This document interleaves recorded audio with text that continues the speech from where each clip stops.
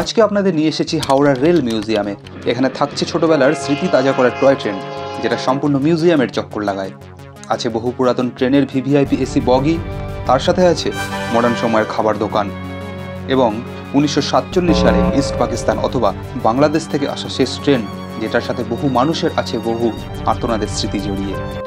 আজকের video title Howrah rail museum হলেও হাওড়া স্টেশনের পাশে একটা অজানা জায়গা বলা হলেও খুব একটা ভুল হবে না। আমরা প্রায়ই হাওড়া স্টেশনের দর্শন করেই থাকি, আবার প্রায় সময় ট্রেনের জন্য 30 মিনিট বা তারও বেশি সময় কাটিয়ে দিই স্টেশনের ওই হৈহুল্লোর মাঝে অপেক্ষা করে। এই সময়টাকে কাজে লাগিয়ে মাত্র 2 মিনিট হাঁটা পথে স্টেশনের বাম দিক বরাবর আসলেই পৌঁছে যাবেন ভারতের তৃতীয় বৃহত্তম রেল মিউজিয়াম। প্রথমটি আছে ভারতের রাজধানী দিল্লিতে। ভিতরে প্রবেশ করার আগে ভিডিওটাতে একটা ছোট্ট লাইক আর চ্যানেলটিকে সাবস্ক্রাইব করে আসুন আমরা মিউজিয়ামের ভেতরে প্রবেশ করি। গেটের দুই ধারে বাইক রাখার ব্যবস্থা করা আছে, কিন্তু কোনো পয়সা লাগে না। মাত্র 30 টাকা প্রতিজনের টিকিট মূল্য দিয়ে আমরা প্রবেশ করলাম হাওড়া রেল মিউজিয়ামের ভেতরে। তবে আপনার কাছে যদি ডিজিটাল ক্যামেরা থাকে তবে তার জন্য 100 টাকা এক্সট্রা লাগবে। বেশ সুন্দর সুন্দর ফুল গাছ দিয়ে সুসজ্জিত করা এই গোটা মিউজিয়াম। প্রথমেই চোখে পড়বে ভারতের প্রথম বাষ্পচালিত রেল ইঞ্জিন। সাজিয়ে রাখা এই ট্রেনগুলিকে নকল ভাবার ভুল কিন্তু করবেন না, এগুলি আসল ট্রেন।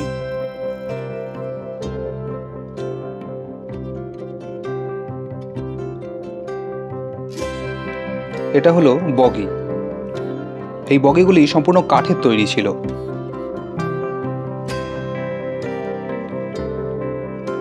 তারপরে চোখে পড়বে ট্রেনের যন্ত্রপাতির কিছু নিদর্শন, যেমন এটা ভার্টিক্যাল বয়লার, লঙ্কেশ্বর বয়লারের model, steam engine boiler model. Steam ইঞ্জিনগুলো ঠিক এরকম হতো দেখতে। এই রকম ধরনের কাঠের চেয়ার টেবিল ব্যবহার করা হতো আগেকার দিনের ট্রেনের ভিতরে। এই কাঠের চেয়ারে চেপেই মেম সাহেবরা আসতেন ইন্ডিয়াতে। দেখা যায় ট্রেনের টয়লেটে একটা কোমোট, কিন্তু তাতে ফ্ল্যাশ নেই, তখনকার দিনে ফ্ল্যাশ ছিল না হয়তো। এদিকটা এরকম দুটো লোহার মূর্তি রাখা রয়েছে, তাতে নিচে লেখা রয়েছে শক্তি, জানি না এর মানে কি। ওদিকটায় 3টে ট্যাপ কল রাখা রয়েছে, দেখে মনে হচ্ছে ওটা পানীয় জল না, হাত পা ধোয়ার জল, তাই জন্য আমিও গিয়ে একটু হাত ধুয়ে নিলাম। তারপরেই শুরু হলো ট্রেন দেখা, একের পর এক ট্রেন। এটা হলো বাষ্পচালিত ক্রেন, 1923 সাল থেকে অক্ষত এটা এখনও রয়েছে। পুরোটা দেখানোর চেষ্টা করব আমি। বহু পুরাতন ট্রেনের বগি এখানে লাইন দিয়ে সাজানো রয়েছে, আপনারা অবশ্যই এখানে একটু সময় বের করে আসতে পারেন।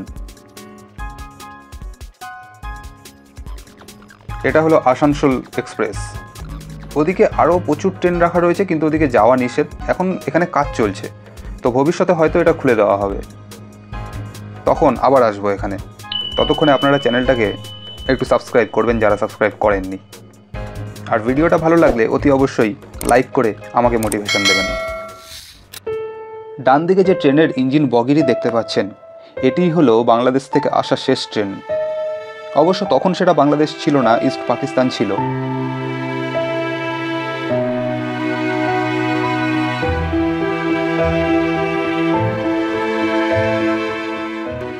এই যে গায়ে লেখা রয়েছে ইস্ট পাকিস্তান রেলওয়ে, নিচেও ইস্ট পাকিস্তান রেলওয়ে লেখা রয়েছে।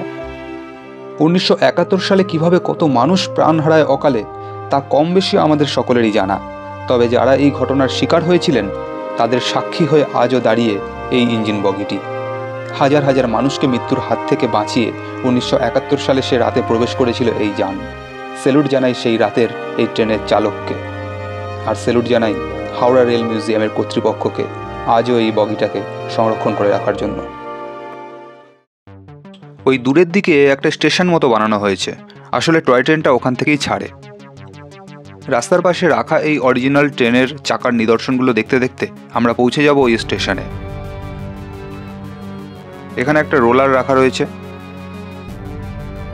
রেল গেট, বাচ্চাদের খেলা করার একটা উপযুক্ত জায়গা, আর সময় কাটানোর জন্য আপনারা র্যাকেট নিয়েও চলে আসতে পারেন এখানে।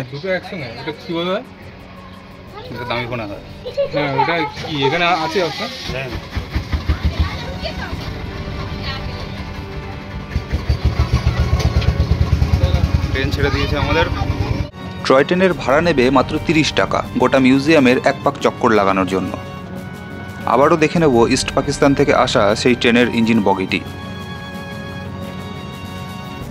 এই টয় ট্রেনে একবার চড়ে বসলে গোটা মিউজিয়ামটা আপনার দেখা হয়ে যাবে, আর হেঁটে হেঁটে ঘুরে দেখতে হবে না।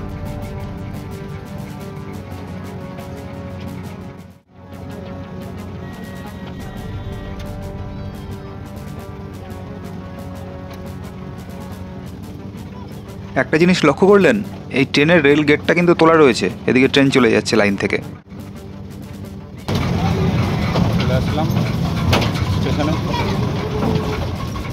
এই টয় ট্রেনটাতে চড়ে বসলে আর কিছু বাকি থাকবে না আপনার দেখার জন্য, গোটা মিউজিয়ামটাকে আপনি পর্যবেক্ষণ করে নিতে পারবেন। আর ওদিকে দেখুন, যে ট্রেনের চালক সেই কিন্তু আবার টিকিট দেয়, আবার টিকিট দিতে যাচ্ছে।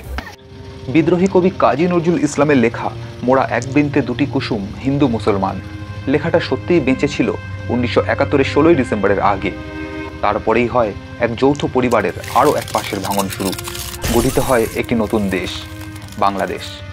1971-এর ডিভিশনের 54 বছর পর যারা আজও নিজেকে ঠোস ভারতীয় প্রমাণ করতে গিয়ে ওপার বাংলা থেকে আসা গুটিকত মানুষকে নানা রকম মন্তব্যের দ্বারা ছোট করতে পিছুপা হন না, তাদের উদ্দেশ্যে এটুকুই বলবো, কেন, কিভাবে আর কিসের আশায় সেই মানুষগুলো পা রেখেছিল এক অজানা ভবিষ্যতে, সময় হলে জেনে নেওয়ার চেষ্টা করবেন এই জড় বস্তুটির থেকে।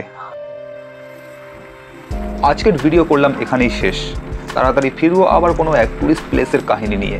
চ্যানেলটিকে সাবস্ক্রাইব করে ওপরে দেখে নিতে পারেন আলিপুর জেল মিউজিয়ামের রোমাঞ্চকর কাহিনী। নমস্কার।